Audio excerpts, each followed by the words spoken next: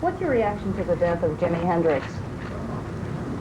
Well, I didn't know anything about it until half an hour ago, and I'm still stumbling around trying to believe that it happened, you know. It's a tragedy. Yeah. It's a tragedy. What's your reaction to the fact that he died from an overdose of drugs reportedly? Well, that's what makes it hard to comprehend that the whole thing happened. You know. Why? Well, it's just such a shock when the statement is made like that, especially at 10:30 in the morning. Do you in your songs advocate the use of drugs? No, not at all. No? Not at all? Not at all. The group that was #1, the Beatles, found that just this past week had their songs quoted by Spiro Agnew. Would you like that to happen to you? I really don't know. I haven't seen Spiro at any of our concerts yet. I thought he was a model for a wristwatch, wasn't he? Well. That's the sort of thing you have to face, you know, if you're going to be successful. Really? Well, I'd like to Oh, meet nice. him. Does he come to the concert?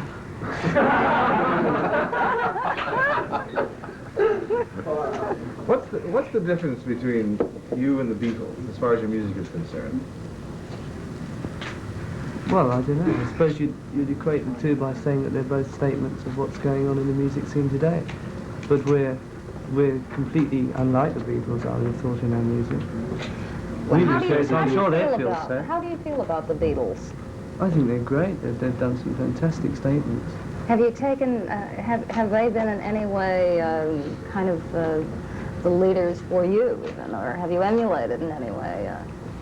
Any of No, their- not for myself, not consciously, no. I think they've Obviously one's heard what they've done because it was pumped through the media all the time. I think the fact that they got through to so many millions and millions of people has been an inspiration for every performing group in England, and I should imagine in the world. You know, the fact that they got over so much to so many people.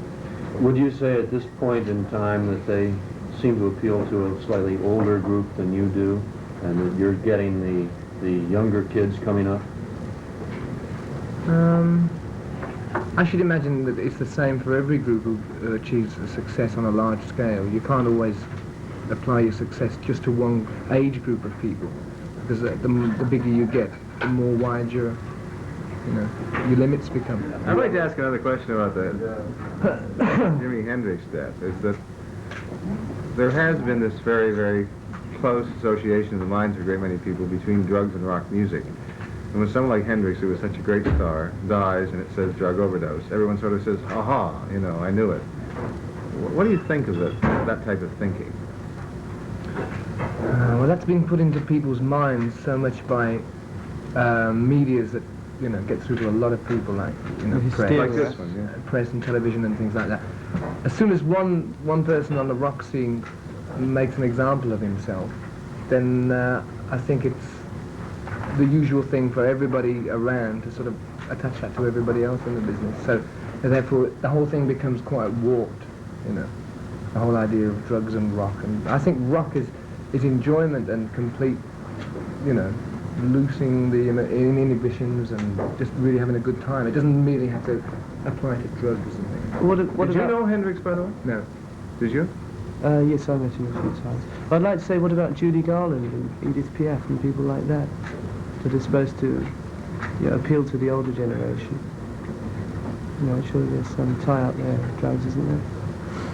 Do you feel that perhaps this image projected about rock groups is created by the generation gap, by older people who perhaps don't understand and find that this is the easiest way to make themselves understand?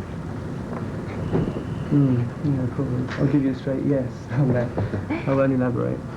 Well, in terms of this, do you feel that rock groups have not been given the proper feelings, the proper image by the Of course, older they've never generation? been allowed to get across. I suppose less so in England because the media is pretty biased as to rock music, and as far as television coverage and radio, it's virtually swept under the carpet. It's given very bad viewing times, not peak hours at all. So that speaks for itself, really, doesn't it? I have a rather obvious question, but perhaps you'll indulge me.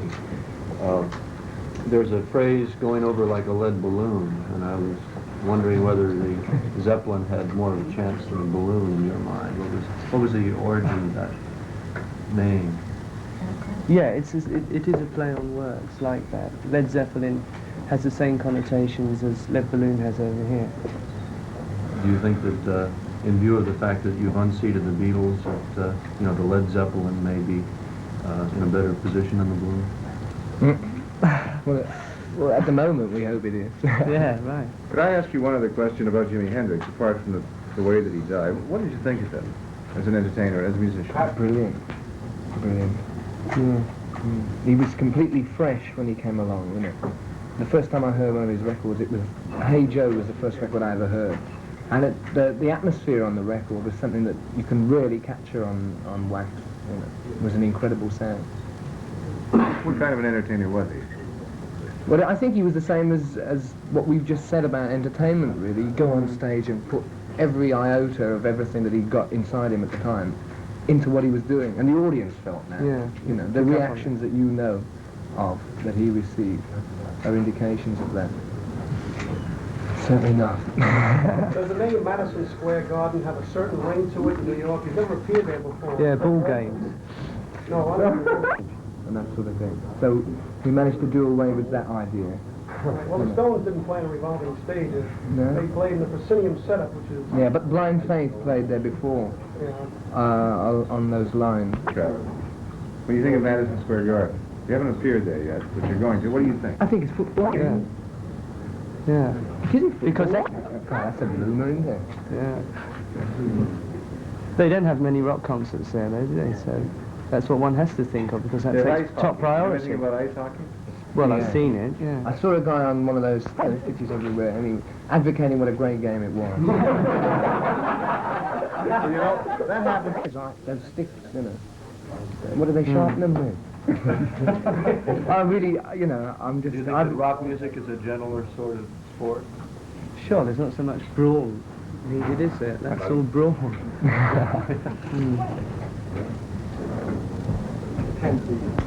Yeah, we It's the old I remember alarm. one... The rock groups are just pricing themselves right out of the smaller halls like the Fillmore or the Capitol. We worked for him 2 weeks ago. And he said that in like about a year or so, if you know, you guys all keep charging so much, nobody will be able to carry it, except maybe the garden. Won't be what it was 2 years ago. Maybe that's what he really means to say. All right, we know. Exhausted. Okay. All right, Jimmy, I want to get Hendrix. Okay,